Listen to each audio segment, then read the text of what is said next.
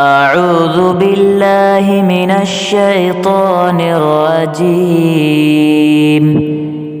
بسم الله الرحمن الرحيم. والتين والزيتون وطور سينين وهذا البلد الأمين. لقد خلقنا الإنسان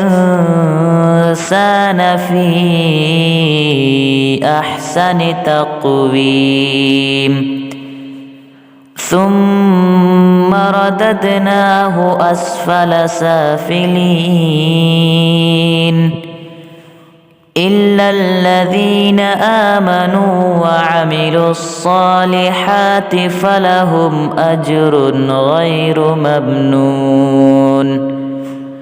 فما يكذبك بعد بالدين؟ أليس الله بأحكم الحاكمين؟